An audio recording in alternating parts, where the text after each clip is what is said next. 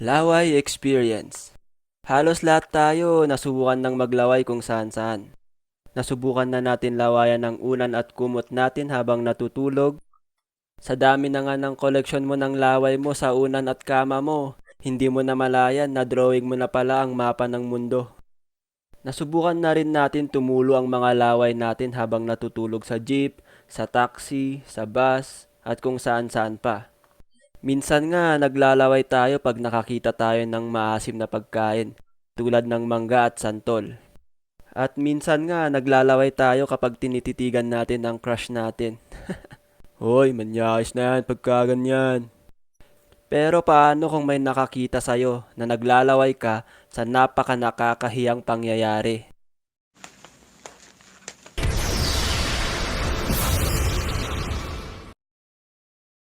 When I was bata pa, mga grade 4 yata ako nun, mga lunchtime, habang nagkwekwentuhan kami ng kaibigan ko, bigla akong nakaramdam ng panghihilo at bigla bang uminit ang aking pakiramdam.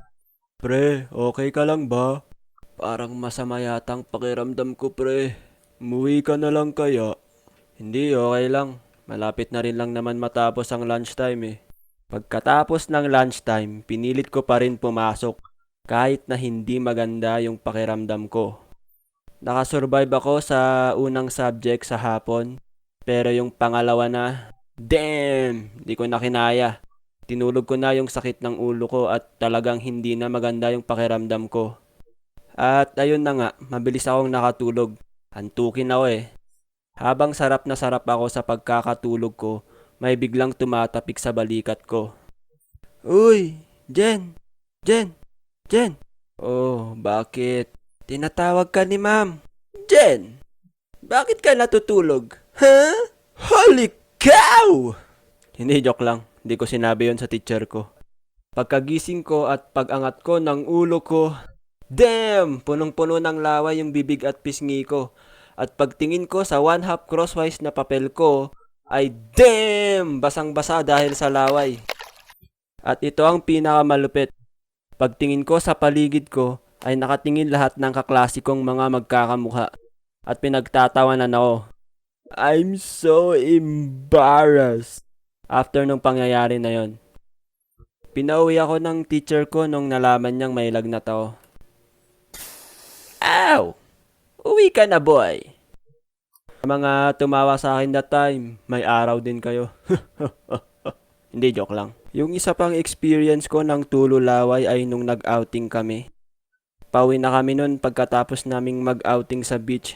Syempre, pagod na pagod ako nun. Ikaw ba naman mag-swimming buong araw, maglaro sa buhangin at magtatatakbo sa beach.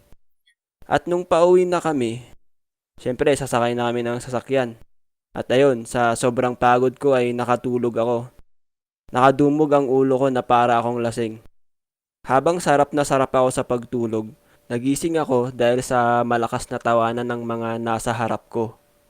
Uy, tignan mo si Jeno. Tumutulo yung laway niya. Ha ha ha ha ha. Pagkamulat ng mga mata ko, nakita ko mismo yung laway ko bumubuhos na parang waterfalls. Kulang na lang i-water bending ko yung laway ko sa mga tumatawa eh, no? Sana posible yon. Pero damn! Hiyang-hiya ako sa nangyari. What have I done? Buti na lang, sobrang pagod na pagod ako nun at hindi ko sila pinapansin. Pinunasan ko na lang yung laway ko na parang walang nangyari. Tsaka tinuloy matulog. Wala eh, sobrang pagod talaga ako nun. May mga tululaway experience din ako nung high school. Pero yun na yung mga time na inaantok ako sa klase. Tapos itutulog ko na lang. Pagkagising ko, may laway na sa lamesa or sa papel ko. Minsan nga, pipigilan mo pa yan eh. Pag nararamdaman mong may tutulo na sa bibig mo, di ba? Kayo, ano yung mga tululaway experience nyo? Share nyo naman. Okay, shout out kay Mary Benjamin, Bryant Animation, Jessa Faye, Kenneth Sumaya PH, Bundang, JD Esquena, Vincent Jan Cunanan, Emmanuel Monsales, Raven Aviso, Kate Vlogs, Matrix 555 GT, Kenneth Lanzaderas, Giant Jacob, Paulo Del Rosario, David Enriquez, Kohid Kilganon, Marcus Clark, The Light Girl, Reynaldo Mira, Julia Rosales, Mac Aranilla, Richmond Dimaano, Denver PH, MJ Gaming, DM Pogi, Marcus. Tapos itutulog ko na lang pagkagising. Abe, dami nyo. Thank you sa panonood guys. Like, comment, and share lang. Huwag nyo pong kalimutang mag-subscribe. Ring nyo na din yung bell para ma-notify kayo pag may bagong upload. Like nyo rin yung page ko sa Facebook guys. Salamat.